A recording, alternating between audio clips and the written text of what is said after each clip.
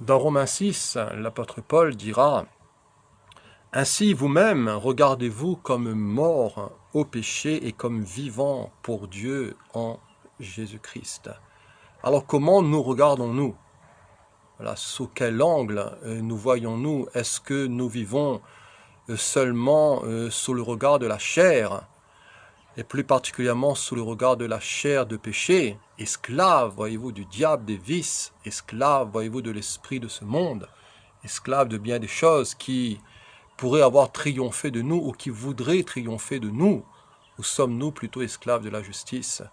Portons-nous plutôt des fruits pour la vie éternelle, des fruits qui ne nous font pas rougir, mais voyez-vous, des fruits qui glorifient le Seigneur, parce que notre cœur est entier pour lui, parce que nous avons faim et soif de lui, parce que nous désirons faire sa volonté, parce que nous désirons apprendre à marcher humblement devant sa face, afin de le consulter, afin de l'invoquer, afin de le chercher, afin de l'adorer, afin, voyez-vous, que notre existence sur cette terre ait un sens, et que nous ne puissions pas vivre, voyez-vous, comme la grande majorité, ne pensant qu'aux choses de la terre, ne pensant qu'après la mort, voyez-vous, c'est le néant.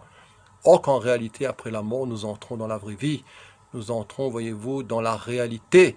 Et c'est là nous devons nous préparer, c'est là, voyez-vous, où tous nous serons confrontés à la réalité des choses de l'esprit, à la réalité de l'éternité de Dieu, à notre réalité aussi de pauvres, voyez-vous, de nus comme un ver, ou plutôt d'être trouvé habillé, qu'appelé du Christ Jésus, armé de lumière, rempli de son Saint-Esprit, purifié par le sang de sa croix, uni à lui dans sa mort et sa résurrection, en triomphant en lui, en demeurant en lui.